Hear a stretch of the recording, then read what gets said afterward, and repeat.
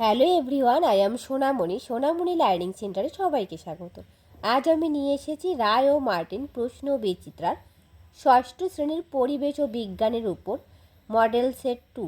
এর আগে আমি 1 নম্বর সেট করিয়েছি, ভূগোলের উপর করিয়েছি। তোমরা যারা দেখোনি, ভিডিও ডেসক্রিপশন বক্সে লিঙ্ক থাকবে, সেখান থেকে দেখে নিও। তাহলে চলো শুরু করা যাক আজকের পর্বটি, মডেল সেট 2। দেখো, একের দাগে বলেছে সঠিক উত্তর নির্বাচন করে বাক্য সম্পূর্ণ করো। দেখো 1 নম্বর প্রশ্ন, মাটির গভীরে গরমে ও তাপে গ্রানাইট পরিবর্তিত হয়ে নিচ তৈরি করে। কি তৈরি করে? নিচ শিলা তৈরি করে। পরের প্রশ্ন 2 দাগ, বেগ হলো একটি লব্ধ রাশি। পরের প্রশ্ন 3, এসআইতে ওজনের একক। সঠিক উত্তরটি হবে, এই প্রশ্নটা দেখো ওজন যদি বলতো তাহলে অপশনগুলো চেঞ্জ হতো, ঠিক আছে, কিন্তু অপশনগুলো অনুযায়ী ওজন হবে না, সম্ভবত এটা বলের একক হবে। যদি এসআইতে বলের একক হয় তাহলে নিউটন হবে উত্তর, কিন্তু ওজন যদি হতো তাহলে কিলোগ্রাম গ্রাম থাকতো, সেগুলো কিন্তু নেই এখানে। পরের প্রশ্ন দেখো 4 দাগ, তরলের চাপ নির্ভর করে। সঠিক উত্তরটি হবে অপশনে তরলের গভীরতার উপর। পরের প্রশ্ন 5, নবীকরণযোগ্য শক্তি হলো। সঠিক উত্তরটি হবে অপশনে সৌরশক্তি। পরের প্রশ্ন 6, ভর ভাগ আয়তন সমান সমান কত? উত্তর হবে ঘনত্ব। পরের প্রশ্ন 7, এসআইতে আয়তনের একক হবে ঘন মিটার। পরের প্রশ্ন দেখো 8 দাগ, কোনটিতে ফসিল দেখতে পাওয়া যায়? ফসিল মানে জীবাশ্ম। তো জীবাশ্ম দেখতে পাওয়া যায় বেলে পাথরে, অর্থাৎ পাললিক শিলায় দেখা যায়। পরের প্রশ্ন দেখো 9 দাগ, সিএনজি তৈরি হয় প্রাকৃতিক গ্যাসকে শোষিত করে। পরের প্রশ্ন 10, মানব হৃৎপিণ্ডের প্রকোষ্ঠ সংখ্যা হলো 4টি। পরের প্রশ্ন দেখো 11 দাগ, বল ও সকেট সন্ধি দেখা যায়। সঠিক উত্তরটি হবে অপশন সি, কোমরে। পরের প্রশ্ন 12 দাগে, হিমাটাইট আকরিকে মৌল থাকে। উত্তর হবে লোহা। হিমাটাইটের কার আকরিক? হিমাটাইট লোহার আকরিক। এরপর দেখো 2 দাগ, একটি বাক্যে উত্তর দাও। 1 নম্বর প্রশ্ন, কোন কোন ধাতুর মিশ্রণে পিতল তৈরি হয়? উত্তর হবে তামা ও দস্তা। পরের প্রশ্ন দেখো 2 দাগ, 1 মিটারের 1000 গুণ কত? লিখবে 1 কিলোমিটার। পরের প্রশ্ন 3, টারবাইনের কাজ কি? তোমাদের টেক্সট বইয়ে 90 নম্বর পেজে রয়েছে, দেখো আমি দেখিয়ে দিচ্ছি।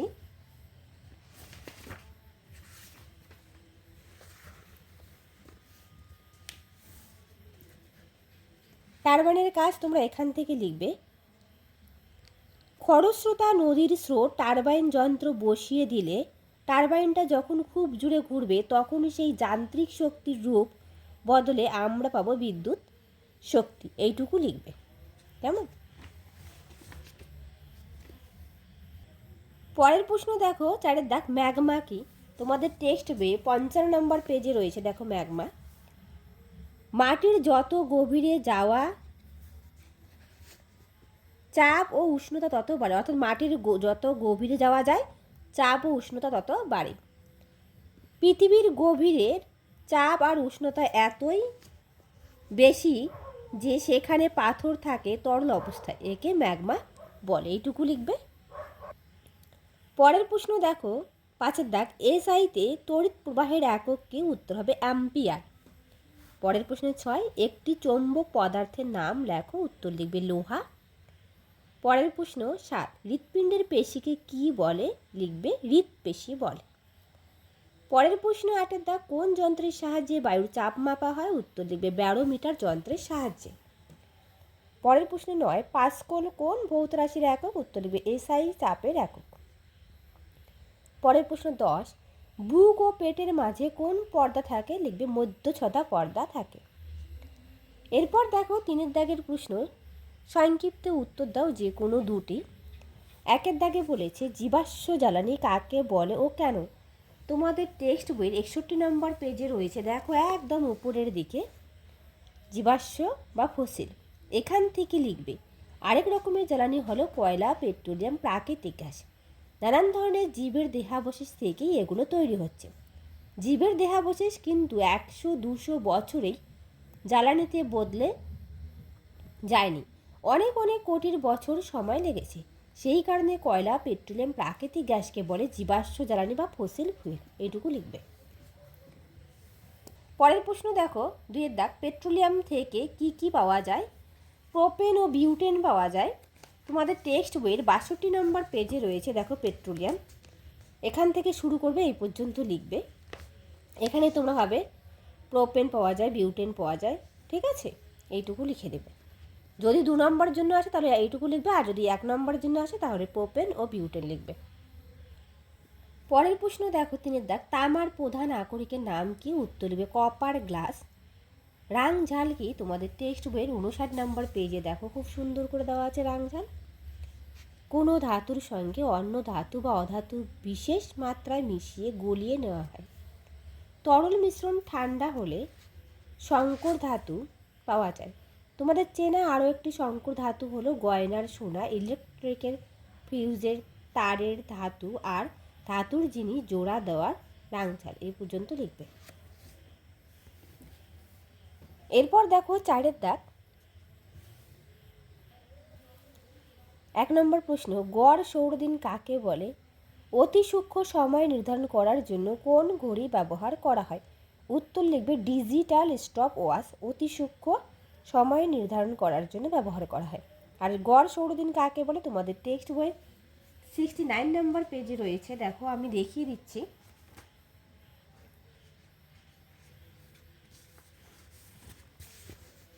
দেখো নিচের দিকে, সারা বছরের সৌরদিন যোগ করে যোগফলকে 365 দিয়ে ভাগ করে আমরা পাই গড় সৌরদিন। এইটুকু লিখবে। পরের প্রশ্ন 2 দাগ, 2টি কাগজের মাঝে ফু দিলে কিভাবে বার্নৌলির নীতি কার্যকরী হয়? লেখো। তোমাদের টেক্সট বইয়ের 105 নম্বর পেজে রয়েছে। আমি প্রত্যেকটাই টেক্সট বই থেকেই দেখাবো, তার কারণ সবার কাছে টেক্সট বইটা রয়েছে। দেখো এই 2 নম্বর দেওয়া আছে, এই প্রশ্নটার উত্তর এটা, ঠিক আছে। আর বার্নৌলি যদি নীতি বলে তাহলে এটা লিখে দেবে। কোনো গতিশীল গ্যাস বা তরল যে স্থানে বেশি বেগ নিয়ে চলে সেই স্থানে ওই গ্যাস বা তরলের চাপ কম হয়, ঠিক আছে। পরের প্রশ্ন দেখো, 3 দাগ, জল ও খাবারে মিশে থাকা জীবাণুদের ধ্বংস করার জন্য আমাদের শরীরে কি কি ব্যবস্থা আছে? লিখবে লালায় আছে লাইসোজোম। লালায় কি আছে? লাইসোজোম। আর পাকস্থলিতে আছে হাইড্রোক্লোরিক অ্যাসিড। HCl এর পুরো নাম হাইড্রোক্লোরিক অ্যাসিড। পরের প্রশ্ন দেখো 4 দাগ, জলের সমুচ্চশীলতা ধর্ম একটি পরীক্ষার মাধ্যমে প্রমাণ করো। তোমাদের টেক্সট বইয়ের 102 নম্বর পেজে রয়েছে, আমি দেখিয়ে দিচ্ছি। এই যে এখানে যে পরীক্ষাটা রয়েছে, একটি বড় 2 লিটার জলের প্লাস্টিক বোতল, এটা হচ্ছে সমুচ্চশীলতার ধর্মের পরীক্ষা, ঠিক আছে। এই পরীক্ষাটা তোমরা লিখে দেবে। পরের প্রশ্ন 5 দাগ, কোনো বস্তুর দৈর্ঘ্য 5 মিটার, প্রস্থ 3 মিটার, উচ্চতা 2 মিটার হলে এর আয়তন ও ক্ষেত্রফল কত? দেখো আয়তন হবে দৈর্ঘ্য ইন্টু প্রস্থ ইন্টু উচ্চতা। তো দৈর্ঘ্য ইন্টু প্রস্থ ইন্টু উচ্চতা করলে কি হয়? দৈর্ঘ্য দেওয়া আছে 5, প্রস্থ 3 এবং উচ্চতা 2 মিটার, তো 30 বর্গ মিটার। আর ক্ষেত্রফল দৈর্ঘ্য ইন্টু প্রস্থ 5 ইন্টু 3, 3 5 15 বর্গ মিটার, ঠিক আছে। সরি, আয়তনটা ঘন মিটার হবে, ঠিক আছে। যেহেতু আয়তন বলছে ঘন মিটার হবে, আমি ভুল করে বর্গ মিটার লিখে দিয়েছি, এটা ঘন মিটার হবে। আমি কিন্তু বলে দিলাম, হ্যাঁ, আয়তন যেহেতু বলছে ঘন মিটার হবে আর ক্ষেত্রফলটা বর্গ মিটার হবে, এটা ভুল করবে না, আবার অনেকে বলবে যে ম্যাম ভুল বলেছে, এটা ঘন মিটার, ঠিক আছে। পরের প্রশ্ন দেখো 6 দাগ, রক্তের উপাদানগুলি কি কি? তো রক্তের উপাদান 3টি রয়েছে, লোহিত রক্তকণিকা, শ্বেত রক্তকণিকা এবং অনুচক্রিকা। কি বললাম? লোহিত রক্তকণিকা, শ্বেত রক্তকণিকা, অনুচক্রিকা। তোমাদের টেক্সট বইয়ে 112 নম্বর পেজেও রয়েছে, আমি একটু যাই দেখিয়ে দিই।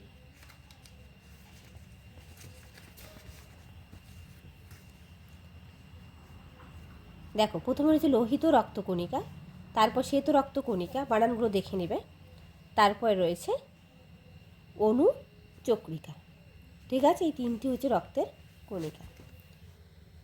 এরপর দেখো, দ্বিপত্র কপাটিকা কোথায় থাকে? উত্তরে বাম অলিন্দের নিচে। বাম অলিন্দের নিচে থাকে দ্বিপত্র কপাটিকা। এটি তোমাদের টেক্সট বই 108 নম্বর পেজেই রয়েছে, সেটাও আমি একটু দেখিয়ে দিচ্ছি।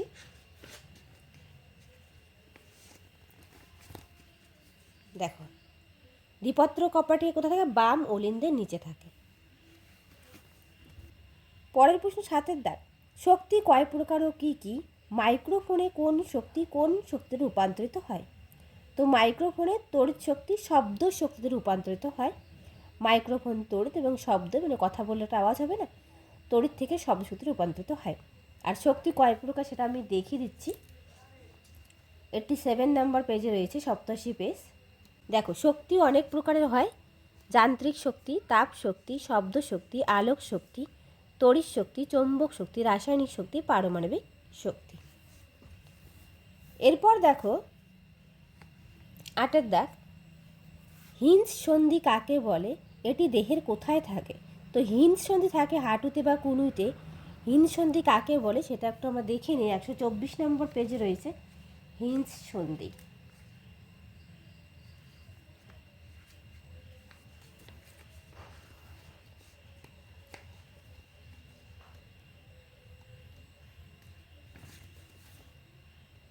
দেখো, হিঞ্জ সন্ধি 124 নয়, সরি 123 নম্বর পেজে রয়েছে হিঞ্জ সন্ধি। এখান থেকে এই পর্যন্ত তোমরা লিখে দিবে, হাঁটুতে বা কনুইতে থাকে হিঞ্জ সন্ধি। পরের প্রশ্ন দেখো 9-এর দাগ। এটা তো 9-এর দাগ হতো না, এটা মনে হয় 5-এর দাগ হতো। নিম্নোক্ত ক্ষেত্রগুলিতে কোন শক্তিতে রূপান্তরিত হয়?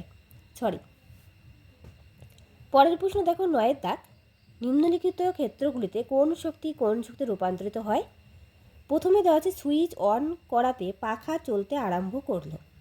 এটি বৈদ্যুতিক থেকে যান্ত্রিক শক্তি, আমি লিখে দিয়েছি, তোমরা একটু লিখে নাও। বি, পোড়া চুন বাটিতে নিয়ে তাতে জল ঢালা হলো। রাসায়নিক থেকে তাপশক্তি। পরের প্রশ্ন দেখো 10-এর দাগ, খাদ্য শৃঙ্খল কাকে বলে? তোমাদের টেক্সট বইয়ে 93 নম্বর পেজে রয়েছে খাদ্য শৃঙ্খল কাকে বলে।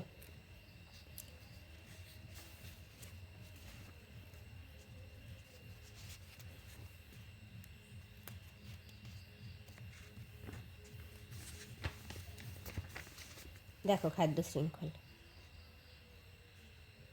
ঠিক আছে, এটা তোমরা পড়ে নেবে। পরের প্রশ্ন দেখো, লিন্ডে মানে 10% সূত্র লেখো। এটি তোমাদের টেক্সট বইয়ের 95 নম্বর পেজে রয়েছে। এই প্রশ্নটা খুবই ইম্পর্টেন্ট, পরীক্ষায় আসবে। লিন্ডে মানে 10% সূত্র, ভেরি ভেরি ইম্পর্টেন্ট। তাহলে আজ রইল এই পর্যন্ত, আবার দেখা হবে নতুন আর একটা ভিডিওতে। যদি ভিডিওটা ভালো লেগে থাকে প্লিজ একটা লাইক, শেয়ার অ্যান্ড কমেন্ট করবে, আর যা নতুন সাবস্ক্রাইব করে পাশে থাকবে। Thank you everyone.